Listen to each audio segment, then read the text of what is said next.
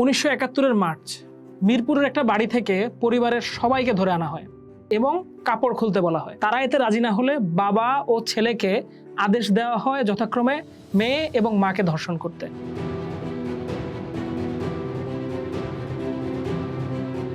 এতেও রাজি না হলে প্রথমে বাবা এবং ছেলেকে টুকরো টুকরো করে হত্যা করা হয় এবং মেয়ে এবং মাকে চুলের সাথে বেঁধে উলঙ্গ অবস্থায় টানতে টানতে ক্যাম্পে নিয়ে যাওয়া হয়।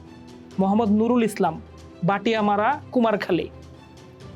পাকি বর্বরেরা প্রতিটা মহিলাকে অবর্ণনীয় কষ্ট ও যন্ত্রণা দিয়ে ধর্ষণ করে, এরপর তাদের হত্যা করে।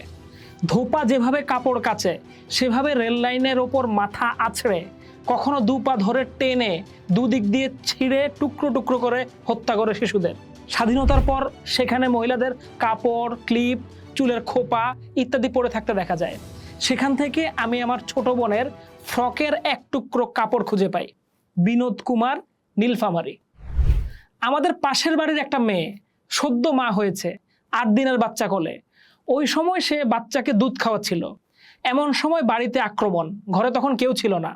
এরপর যা হবার তাই হলো, মেয়েটার উপর চলল অমানসিক নির্যাতন। এরই মধ্যে দুপুর গড়িয়ে এলো, পাকিস্তানিরা খাবার খেতে চাইলো। ঘরে কিছু না থাকায় ক্ষেত থেকে বেগুন এনে দিতে বলল। ভীত মেয়েটি ঘর থেকে বেরিয়ে যায়। মেয়েটির আসতে দেরি হচ্ছিল দেখে পাকিরা তার বাচ্চাটাকে গরম ভাতের হাঁড়িতে ছুঁড়ে দিয়ে ঘর থেকে নেমে গেল।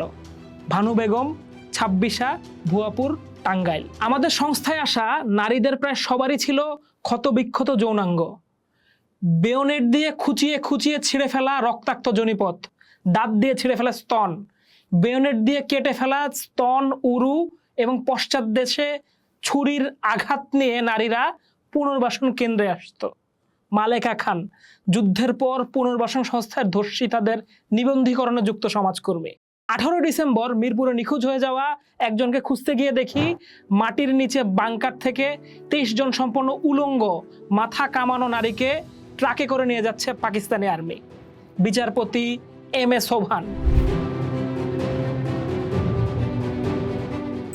কোনো কোনো মেয়েকে পাক সেনারা এক রাতে 80 বারও ধর্ষণ করেছে। সুসান ব্রাউন মিলার, গবেষক।